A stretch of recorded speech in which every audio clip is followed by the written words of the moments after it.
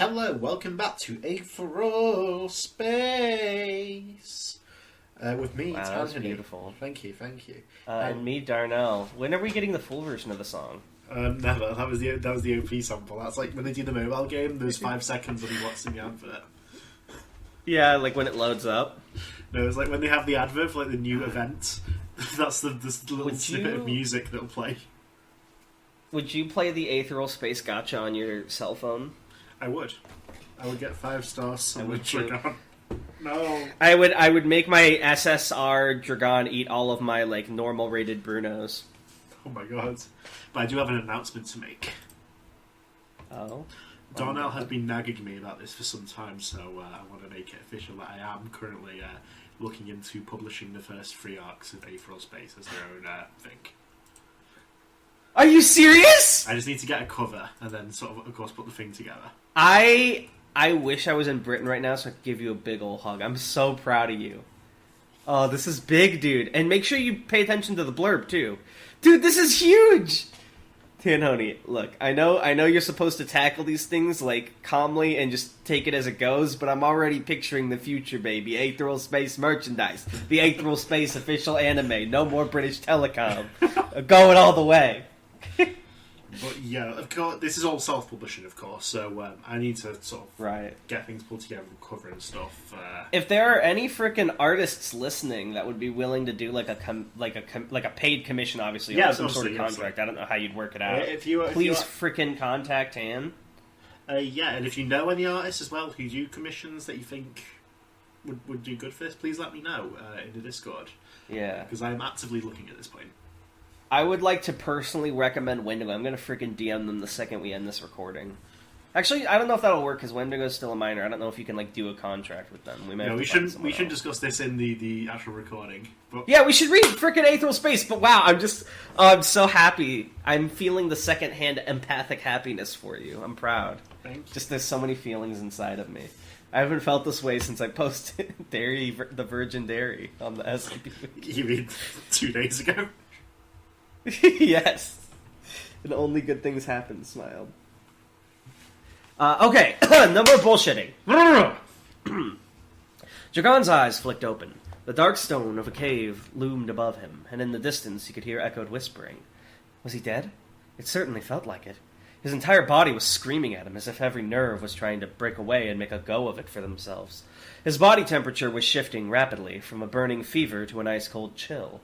His body was trying to fight off what had happened to him, but it couldn't quite work out how to do it. So it was trying all the usual tricks. Lucky him. "You've looked better," came a voice from the side. Socket stinging, Dragon flicked his eyes over to look at the source of the voice. Bruno sat on a nearby rock, covered up with a threadbare blanket, his chin in his hands as he regarded Dragon. "Where am I?" Dragon groaned, lifting his own hand up to rub his forehead, only to immediately regret the exertion and lay it back down on the makeshift bed beneath him. "Rebel camp," Bruno replied, curt. "Ruth got you back here after you did that aether burn, which was stupid, by the way." Dragon sighed. "It was necessary. Doesn't mean it wasn't stupid." Fair enough. Indeed, now that he was feeling the after effects of an aether... I thought an aether burn was always death. Is this just more like an aether overdose? If you do it too long enough, it is death. Okay, so he got close. It fucks you up. Indeed, now that he was feeling the after effects of an aether burn for himself, he had no desire to ever do it again. Is Dragon going to be like All Might now? He's going to have like the stomach scar so he can only hold his aether for 5 minutes a fight? Bruno and Serena had done this on Talden, and had been back on their feet not long after. Dragon hadn't quite realized how impressive that was until now. Still, there were more important things to be concerned about than Bruno's position in Dragon's imaginary tier list. "Rebel camp?" muttered Dragon, Bruno's words replaying in his head. "What, so there's rebels and everything now?" "Apparently," Bruno nodded. He didn't seem any more enthusiastic about their current situation. "And we're being hunted by the ruling government, in case you were curious." Dragon squeezed his eyes shut. Now that he was thinking about it, being unconscious really hadn't been that bad at all. He sort of missed it. "Sounds like a pain in the ass," he finally replied. "It is," Bruno said. From the sound of his voice, Dragon could tell that he was nodding. "Skipper's here too. He's still unconscious, though." Dragon's eyes flicked back open. "Unconscious? How long has it been?" "Since we crashed here? 2 days around." "Shit," Dragon hissed. It wasn't a good sign if Skipper was still out. Not that he really cared or anything, but it didn't bode well for his health. Bruno raised a hand placatingly, no doubt mistaking the irritation on Dragon's face for concern. "Don't worry," he said. "One of the rebels here has a healing ability. They're keeping him stable. He's mending, slowly, but still mending." Dragon sighed in relief. There was that, at least. He looked up at the rock above and sniffed the wet cave air. "So," he said at last, "where's Ruth?" I feel like I'm not doing the Bruno voice right. I feel like I can't hit the deep voice I usually do. It's fine. There's like a lot of phlegm in my throat. Ruth traipsed through the woods behind Lily, hands stuffed into her pocket and her gaze cast down to the ground. It felt strange to be nervous around someone younger than her, but this was an uncomfortable situation to be in. So he's not dead," Lily hissed, ducking... Oh, wait. "So he's not dead," Lily hissed, ducking under a tree branch as they moved forward on the patrol. Truth be told, the girl probably should have still been receiving treatment, but Ted had apparently reached the limits of his control over her. Ruth sucked in air through her teeth. "Things got complicated. That thing you told me about, the red and blue thing you saw under the monastery, it came after us." Lily hesitated just a second, her hand resting on the tree trunk next to her. "It did?" Ruth nodded. "It nearly killed us. It was strong. We weren't in any shape to go back and finish things up." The glare Lily cast back at her could have frozen fire. "Go back?" she asked. "Why would you need to go back? You should have done it while you were there without fucking around." The girl didn't wait for a response, instead continuing her march through the woods, reaching a clearing from which the slopes of the mountain could be seen.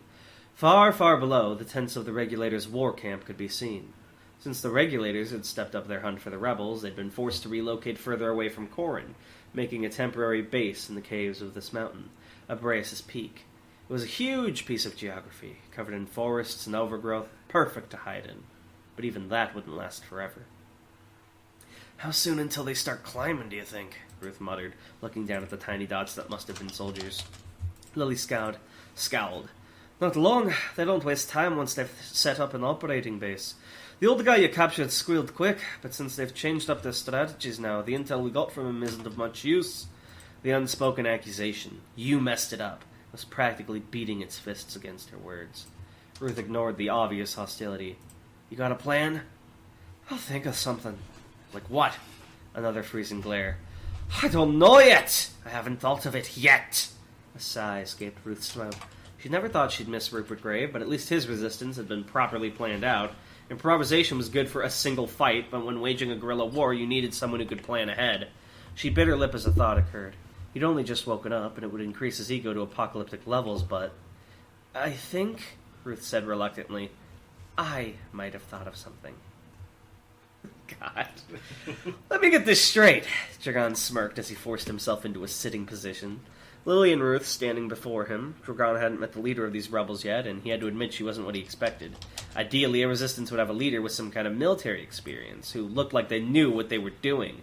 Not a teenage girl who looked as if she'd never seen a comb in her life. Ooh, sick burn, Dragon. Still, her eyes were firm. On the inside, at least, she seemed to know what she was doing. Bruno lingered at the entrance to the cave, arms crossed as he leaned against the stone wall. His eyes were closed as if he were resting, but it was clear that Serena would jump out of him at the first sign of danger. With the amount of stone here, she'd have no difficulty creating strong weapons. How does sleep work with them? Like, what happens if one of them can't sleep? Can the other sleep while they take over the body? No, it's just that the body needs to sleep, it's not the mind. Okay. Ruth rubbed the bridge of her nose with two tired fingers. "Could you not?" she sighed. Dragon frowned. "Not what?" he asked with devilish innocence. "Can you not do the thing where you say, 'Let me get this straight'?" Ruth replied, doing her best to make her Dragon impression as dopey as possible. "And then you go over our plan and make it sound really stupid, and then you agree to do it anyway." Dragon's frown deepened. "Did you read ahead in the script or something?" "If you're going to do it," Lily snapped, tapping her foot impatiently, "then do it! Stop wasting my time!" "Of course." Dragon nodded respectfully, and a second later the smug smirk returned to his face. "So let me get this straight. You've gone and gotten us trapped inside a mountain while the people wanting to kill us surround us on all sides." Lily sniffed, jerking her head in Ruth's direction. "Isn't me who got us trapped." Dragon ignored the jab. "And now the next step of your master plan is to approach some guy you've never spoken to before and ask him to come up with a plan to save you because his friend says he's real smart." "It's more than that. From what Blaine says, people like you are beyond smart, even if they're assholes." Lily's eyes narrowed. "You won't do it?" The aching in Dragon's body reached its zenith, and he was finally forced to lie back on the bed. That's going to be a problem in self-publishing. You're going to have to check these dragons. Yeah. He rolled over on his stomach to continue... He rolled over on his stomach to continue looking at the others, looking for all the world like a sea lion peeking over a rock. Oh, of course I'll do it, he chuckled, with confidence not suited for his bizarre position. I just hope you appreciate how stupid it is. The slightest smile played across Ruth's lips. Had she really thought he wouldn't do it? He'd die too if these assholes caught up to them. He wasn't so petty that he'd let that happen.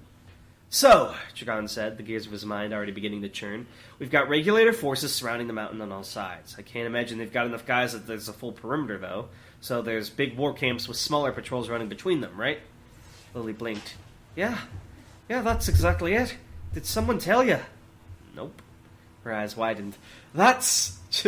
God. Dragon's smirk spread into a grin. Spooky, right? What's the commander like? They've been chasing you for a while, from what I understand. Given the time frame since our escape, I doubt that they've put someone else in charge yet, even if they wanted to. Lily spat on the ground. Their commander? Dickhead named Nail Manrun. Sanctimonious true believer type. He's been after us for months now, but never this close. Sanctimonious true believer type, huh? An unwelcome image of a toy Muzazi drifted into Dragon's mind. He'd hoped he was done with that man back on Taladin, but if this Nail Manrun was anything like him, that actually worked in Dragon's favor. After all, a toy Muzazi was an instrument that Dragon knew how to play. Nail Manrun flipped through the scout's report with his hands, eyes scanning through each page in seconds. Nothing he saw there was outside his expectations, unfortunately. The captain of the scouts and his personal aide, Greena, shifted uncomfortably in front of him, her feet tapping against the ground.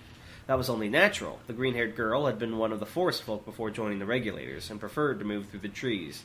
He'd send her back out before long. He had no desire to extend her discomfort. He reached the end of the stack of papers, putting them down on the desk in front of him. "And you saw no sign of them either, Greena?" he asked. The scout shook her head, her thin, straight reaches audibly swishing through the air with the movement. The dark green poncho she wore for camouflage rustled as well. Looking at her and hearing her was truly like seeing the forest personified. "No trace," she signed hurriedly with her hands. "Oh, but they came here. Are here. I can smell them." That was more than superstition. Before the war, the forest folk's keen sense of smell had been well known. If Greena was certain they were here, he was certain. Okay. Well, no. Nail sighed as he adjusted his red long coat, running a hand over his ringed reacher and through his pale white hair. As one of the youngest regulators of his rank, he'd been trusted with this assignment, but the length of the odyssey was proving truly exhausting.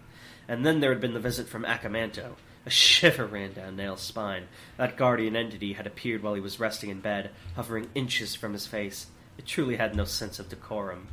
The head regulator wanted this matter resolved as soon as possible. How much more would he tolerate? As Nail considered his immediate future, the entrance to the tent twitched, and a moment later a red-faced junior regulator stumbled on, hurriedly saluting. "Sir!" he exclaimed, clearly out of breath. There's... Greena took a protective step towards Nail, but he raised a hand of placation. He knew his aide was always wary of assassins, but he had nothing to fear from this young man. "You speak to a friend," Nail said calmly. "Catch your breath." The junior regulator nodded, taking a few deep breaths to calm down. Then they continued. "It's the enemy leaders, sir! They've come to meet with you!" Dragon Hadrian was beginning to think this was a very bad idea. Oh no, is he going to be the heckin' leader? I'm Dragon, and my signature move is being held hostage to make others fight harder. I'll be using that now. It's an exploit I just came up with. Yeah, I call it empathic exploit. It's a new cogitant hack where I abuse someone else's empathy and care for me. Oh my god. Well, that was... I don't want to call it a banger, but it was a good chapter. It's just more of a setup, though, than a banger on its own. I'm very interested to see what Ruth and Dragon have to say to each other when the dust settles and there isn't like an immediate war to worry about. Because that was a pretty intense situation back there. And I kind of expected that to be the follow-up, but I'm not necessarily disappointed by this. And it does keep the sense of pressure and urgency on that was being built up throughout the chapter. Thus far, or the arc, rather, sorry. But I'm very curious to see that when it comes back to that. I'm also curious to see what Akamenta will do to Nail if he fails. I'm wondering if Prester Garth is the type that like mercilessly kills people who simply didn't do a good enough job, or if he's like actually a merciful leader. But I don't think that'll be as relevant as like what's coming up plot-wise. Just like my own personal curiosity. Yeah. Yeah. Any other things you want to say about the chapter and or the self-publishing? No, nothing really. Yeah, it's still early stages of that, but I just wanted to let people know that it is in the works.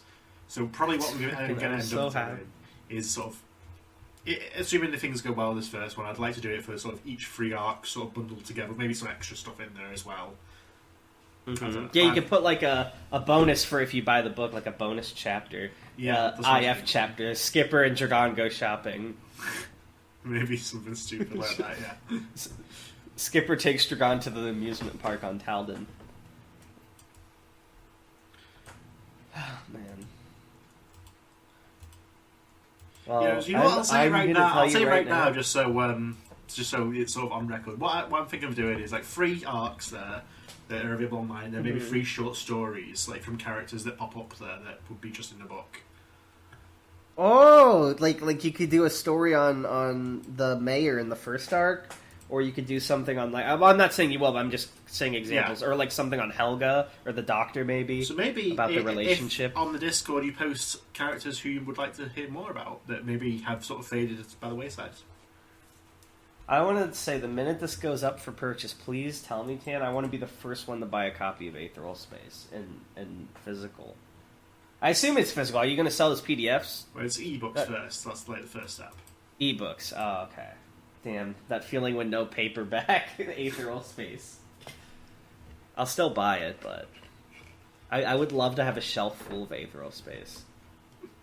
But thank you for listening, everyone. I hope you look forward to that. Yeah. Anyone who listens to Aetheral Space is a true Aetheral Space fan. Yeah. Bye. Fairly short qualification. It's true. Bye. Sweat.